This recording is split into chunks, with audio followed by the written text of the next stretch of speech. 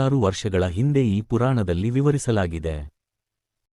ಪುನರ್ಜನ್ಮ ಮತ್ತು ಮೋಕ್ಷದ ಸತ್ಯ. ಗರುಡ ಪುರಾಣವು ಕೇವಲ ನರಕ ಮತ್ತು ಶಿಕ್ಷೆಗಳ ಕುರಿತು ಮಾತನಾಡುವುದಿಲ್ಲ. ಇದು ಮಾನವ ಜೀವನದ ಅಂತಿಮ ಗುರಿಯಾದ ಮೋಕ್ಷದ ಕುರಿತು ಬಹಿರಂಗಪಡಿಸುತ್ತದೆ. ಆತ್ಮ ತಾನು ಸತ್ಯಜ್ಞಾನವನ್ನು ಹೊಂದಿದಾಗ ಮತ್ತು ಭೌತಿಕ ಬಂಧನಗಳಿಂದ ಮುಕ್ತಿಯಾದಾಗ ಮಾತ್ರ ಪುನರ್ಜನ್ಮದ ಚಕ್ರದಿಂದ ಬಿಡುಗಡೆ ಹೊಂದುತ್ತದೆ ಎಂದು ಗರುಡಪುರಾಣ ಹೇಳುತ್ತದೆ. ಇಲ್ಲಿ ಬಹಳಷ್ಟು ಜನರಿಗೆ ತಿಳಿಯದ ವಿಷಯವೊಂದು ಇದೆ.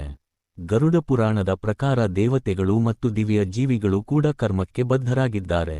ಅವರೂ ಕೂಡ ತಮ್ಮ ಕ್ರಿಯೆಗಳ ಆಧಾರದ ಮೇಲೆ ಪುನರ್ಜನ್ಮವನ್ನು ಹೊಂದಬೇಕು. ಈ ಚಕ್ರದಿಂದ ಬಿಡುಗಡೆಯಾಗಲು ಏಕಮಾತ್ರ ಮಾರ್ಗವೆಂದರೆ ಆತ್ಮಜ್ಞಾನ ಮತ್ತು ಪರಮಸತ್ಯದ ಭಕ್ತಿಯಲ್ಲಿ ನೆಲೆಸುವುದು. ಗರುಡಪುರಾಣದಿಂದ ನಾವು ಏನು ಕಲಿಯಬಹುದು?